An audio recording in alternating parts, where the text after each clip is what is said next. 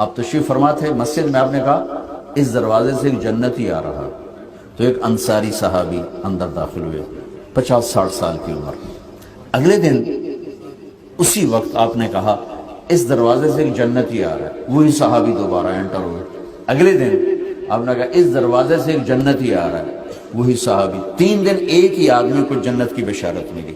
اس محفل میں جیسے آپ بیٹھے ہیں، ایک صحابی ہیں، ان کا نام ہے عبداللہ بن عمر بن عاص۔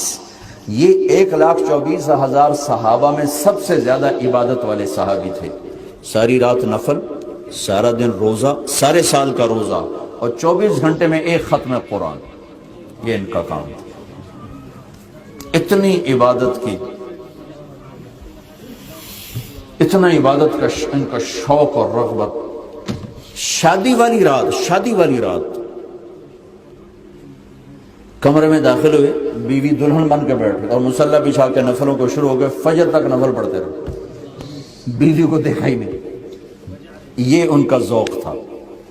اللہ کے نبی نے پابند کیا، ایک دن روزہ رکھو گے، ایک دن چھوڑو گے، اور 3 دن سے پہلے قرآن ختم نہیں کرو گے، ورنہ دن رات میں ایک قرآن ختم کرتے تھے، سارا سال روزے رکھتے تھے، ساری رات جاگتے تھے۔ اللہ نے طاقت ایسی دی تھی۔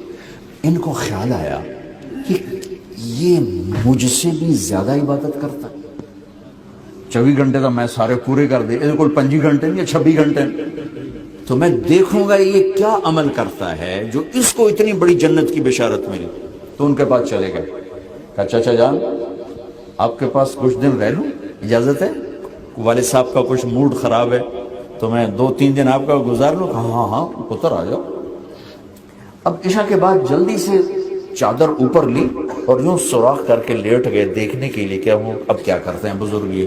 اب ان کا خیال تھا میں تو ساری رات نفل پڑھتا ہوں، یہ شاید ساری رات ایک ہی سجدے میں گزار دیتے ہوں گے، یا ساری رات ایک ہی رکوع میں گزار دیتے ہوں گے، یا ساری رات روتے روتے گزار دیتے ہوں گے۔ وہ بزرگ آئے، انہوں نے سرانے پہ سر رکھا، اللہم بسمک اموت و احیا، سونے کی دعا پڑھی اور او گئے اور فجر کی اذان پہ اٹھے۔ وہ تو پریشان ہو گئے، ایک ہی بڑی اس زمانے تک منافق تہجد نہ ہی چھڑ دا تے اے جنتی بندہ ساری رات ستا رہ گیا، ایک ہی چکر۔ ان کا شاید کل کوئی دکھائیں گے کارنامہ، ایک رات اور کا گزاروں گا۔ اگلی رات بھی ویسی چادر یوں کر کے لیٹے اور وہ بھی اسی طرح سر رکھ کر او گئے اور فجر کی اذان پہ اٹھے۔ اب وہ اور پریشانی بڑھ گئی، اچھا جب ایک رات اور دیکھتا ہوں۔ اگلی رات بھی وہی ہوا، وہ آئے اور سوئے اور فجر پہ اٹھے۔